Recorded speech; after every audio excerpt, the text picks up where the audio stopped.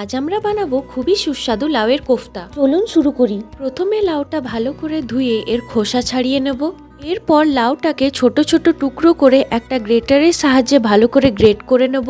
এবার লাউয়ের মধ্যে অল্প নুন যোগ করে ভালো করে মিশিয়ে নেব, যাতে লাউ থেকে জল বেরিয়ে আসে। এবার একটি পরিষ্কার কাপড়ে লাউটা দিয়ে ভালো করে চিপে সমস্ত জল বের করে নেব। এখন শুকনো লাউয়ের মধ্যে যোগ করব হলুদ গুঁড়ো, গরম মশলা গুঁড়ো, কুচনো ধনেপাতা, কুচনো কাঁচা লঙ্কা, কুচনো রসুন, কুচনো আদা, গোটা জিরে, আমচুর গুঁড়ো, লাল লঙ্কা গুঁড়ো, স্বাদমতো নুন, সামান্য গোলমরিচ গুঁড়ো, বেসন এবং সব শেষে 1 চিমটে খাবার সোডা। সব উপকরণ ভালো করে মিশিয়ে একটা মিশ্রণ তৈরি করে নেব। এবার হাতে অল্প অল্প নিয়ে ছোট ছোট বল বানিয়ে গরম তেলে মাঝারি আঁচে ভেজে নেব। কোফতাগুলো সুন্দর সোনালি রং হলে তুলে রেখে দেব। এখন গ্রেভি তৈরির পালা। এবার একই তেলের মধ্যে দিয়ে দেবো তেজপাতা, জিরে, এলাচ, দারচিনি এবং শুকনো লঙ্কা। ফোড়নটা থেকে সুগন্ধ বেরোতে শুরু করলে এর মধ্যে দিয়ে দেবো পেঁয়াজ বাটা।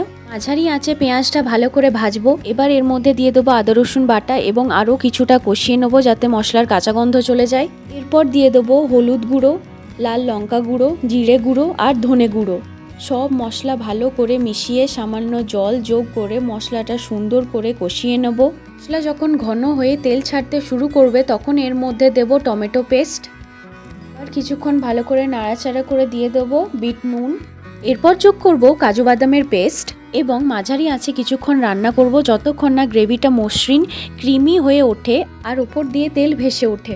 আর আগের থেকে বের করে রাখা লাউয়ের জলটা গ্রেভিতে যোগ করব। 2 থেকে 3 মিনিট ফুটিয়ে নেব। এরপর দেব শুকনো কেশরি মেথি, গরম মশলা আর সামান্য চিনি। এবার আগে থেকে ভেজে রাখা কোফতাগুলো সাবধানে গ্রেভিতে ছেড়ে দেবো।